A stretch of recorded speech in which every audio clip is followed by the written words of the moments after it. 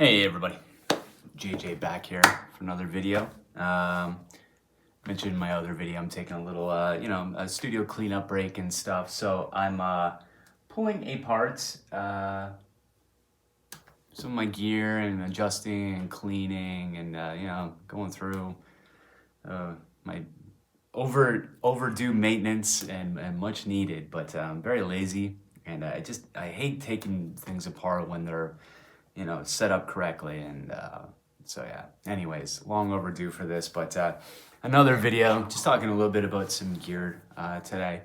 And so one of the lengthiest relationships I've had with a single piece of gear, let me make an adjustment here. The lengthiest relationships I've had with a piece of gear has probably been always been a huge Tama fan. And when I was a youngster, the first new piece of gear that I ever purchased, brand new, not used or anything like that, from a retail store was, I think it was probably about 1997, maybe something around there. Tama launched what is their Iron Cobra series, and I'm speaking about the black pedal board version. So this version, for anyone who's not familiar with this at this point, this pedal's been around for a million years.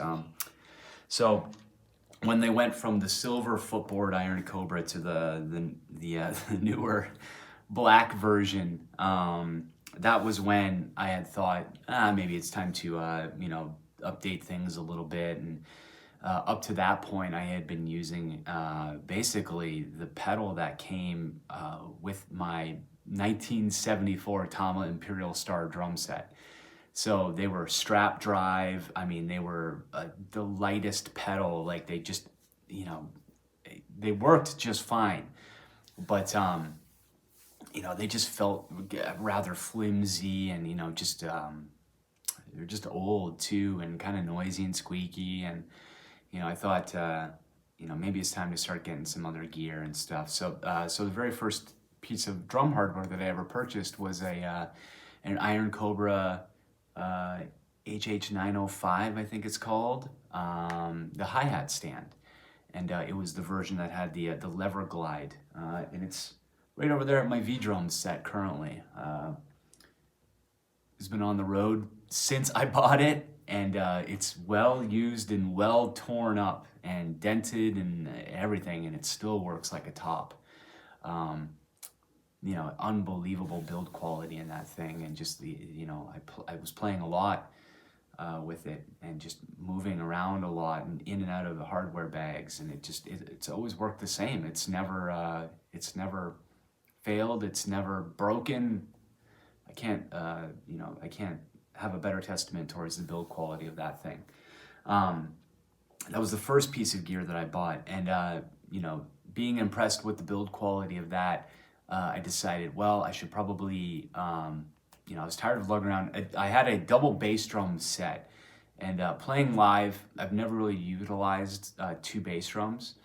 I did for a short time when I was a teenager, but finding the room on stage, packing it up, moving it around, having two microphones became a big inconvenience. And so I thought, well, time for a double pedal.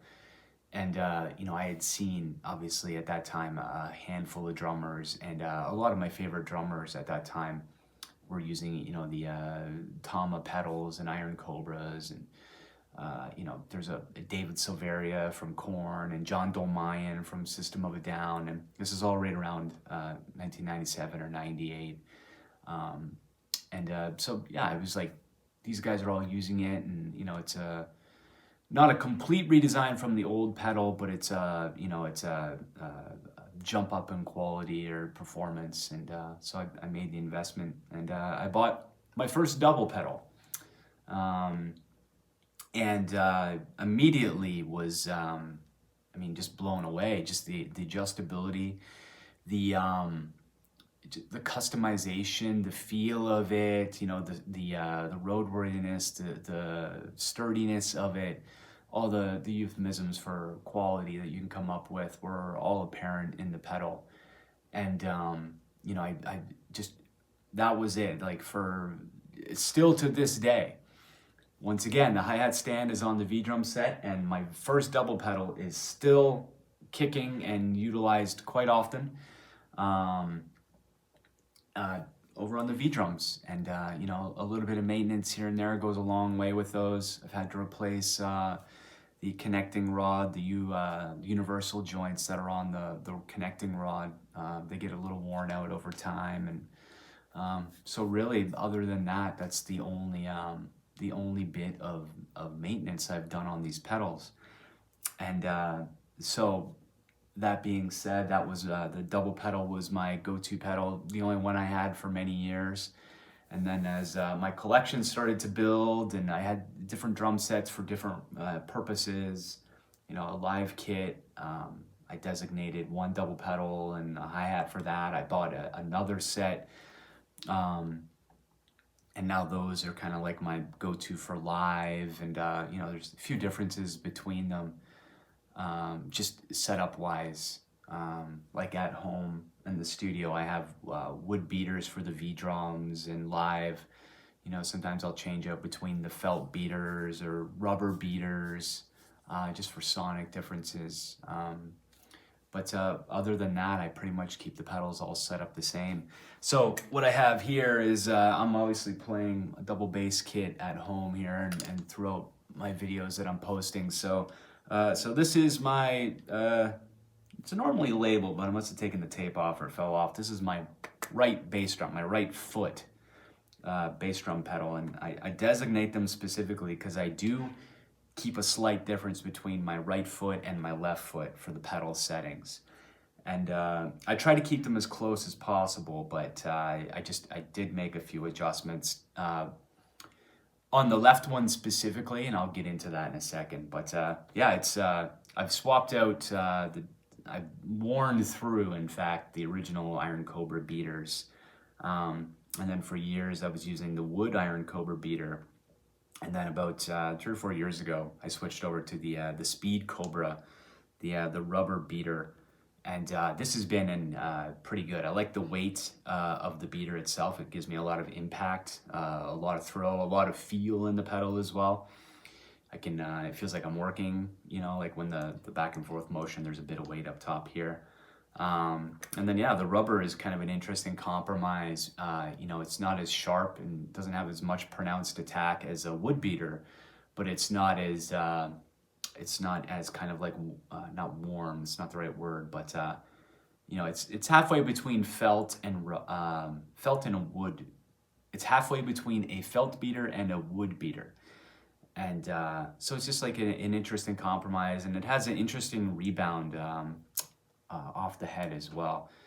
Maybe not more. That could be just like a, you know, a misconception on my part, but yeah, it's working for me, and I like the sound of it. And so if it's working and it sounds good, I'm gonna keep it going for a while. But this particular single pedal, believe it or not, I actually replaced the footboard because the one that was on here originally was pretty much worn out. I don't even know where that footboard is. I think I might have ditched it and replaced it. But so yeah, I've had this pedal for almost, and the other left one down here. I've had the pair of these for about 20 years, and I bought these things used. So 20 years on, I don't know how many, countless hours playing on these things. And yeah, a little bit of maintenance, and that's about it. Spring tension, I'm just using the standard black spring that comes with them. For years I used, there's a heavier duty version that Tama makes. It's a silver color spring. And for years and years I used that. And when I was really torturing myself, super heavy spring, and you can kind of see, let me help you out here, the tension I have on this thing. You can see how much of that screw is exposed down there. I have the tension pretty much as tight as I can get it on this standard spring. And you know, for playing fast and getting doubles and all that kind of stuff, the high spring tension really helps me. when I had the extra heavy duty spring on there, it was like, you know, it took a little while to build up to be able to play it. But when I was playing it, my foot felt lightning fast because I had such good response from the pedal. But I just changed of pace. I think maybe those springs got worn out, and then I just went back to the original springs, and you know, I've kept them in since. So yeah, this is the old generation Iron Cobra. There's none of that shenanigans with the spring return or, you know, any of that kind of stuff. These are straight out of the probably early 2000s. I've tried a lot of other pedals, you know, bought other pedals, and you know, a DW5000, a DW7000. I've tried the 9000s from DW. I've tried some of the direct drive pedals. Lots of rental kits, lots of kits I've shared at gigs and just used somebody else's bass drum pedal. Tons and tons and tons of different kinds of pedals. Axis pedals, you know, long boards, short boards, ones with no heel plates, like every kind of iteration. Strap drive, chain drive, like just everything. The old Camco pedals, I can go on and on forever. But none of those pedals have ever made me think that for any reason I needed to switch off of these old Iron Cobras. And it's the old saying, if it ain't broke, don't fix it. So for the time being, I'm staying put.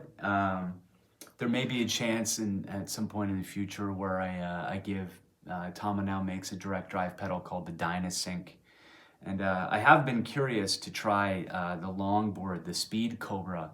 And strangely enough, that's the one pedal I haven't really come across to try in the wild or been able to borrow or had on a rental kit or anything like that. I am a little intrigued just by the geometry of the longboard and, you know, foot placement on the pedal and how that changes the dynamics of playing. I should get back before the video gets too long to the differences that I have between my left and my right bass drum pedal. So basically everything from tension, the tightness of the tension, you know, the length of the beater, where it strikes, most of those things are all the same. I keep it very close.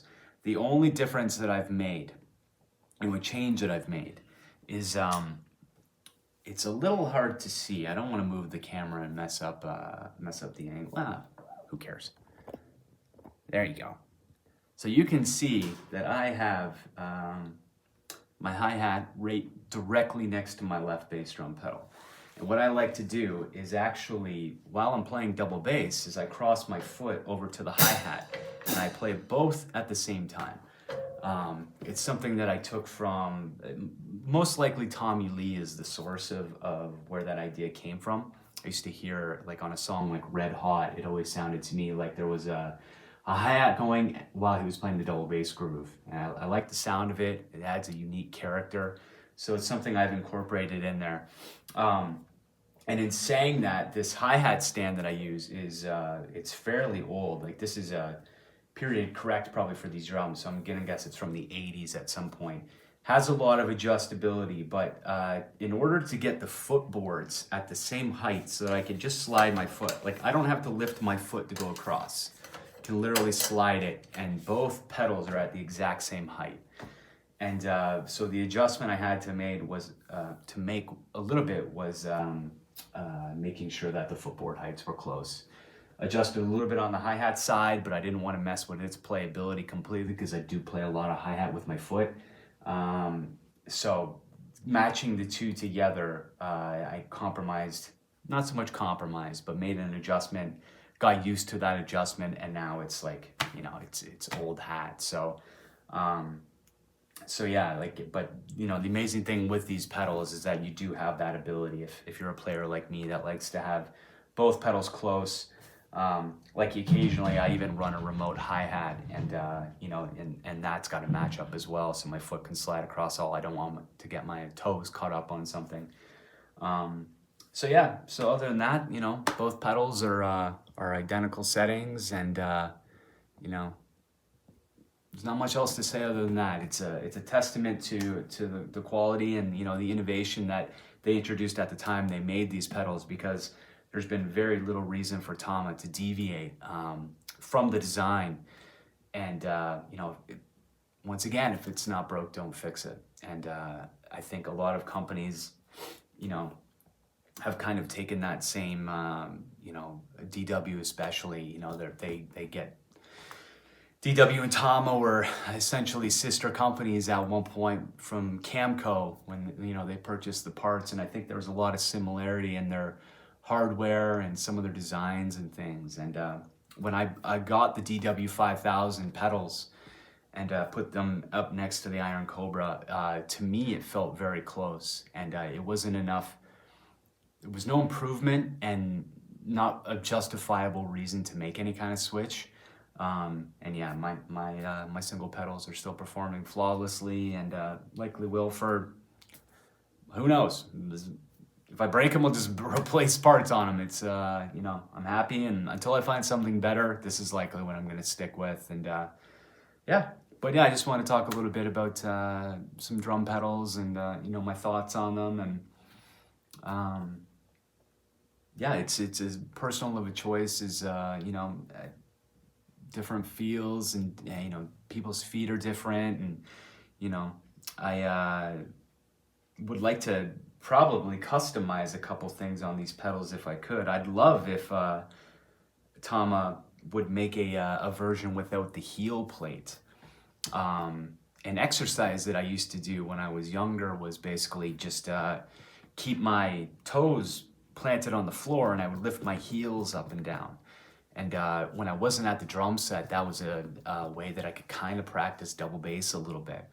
And some techniques that I play, it's actually a little bit more comfortable for me if the heel wasn't raised up so much on a heel plate. If my heel was flat on the floor, I think it probably yield a little bit better technique for me. But I don't really want to get into customizing and ruining the pedals I have. Maybe one day if I find an old one, I could try that and see if it works, but who knows. But anyways, yeah, just want to talk a little bit about bass drum pedals, and let me know your thoughts and what you're using at home. I'm always curious. There's a lot of new pedals that have come out recently that I'm very curious about. Yamaha is making some particularly nice double pedals and single pedals as well now too. The Flying Dragon Direct Drive was actually one of my favorite pedals to play. It felt great. It was an older version from probably about 2006 or 7, maybe 2008 that I was playing, and you know, it felt great to play. But once again, it was you know, these are enough for me, and they're getting the job done. So, but yeah, thanks for watching, and this has been the one about bass drum pedals. Cheers.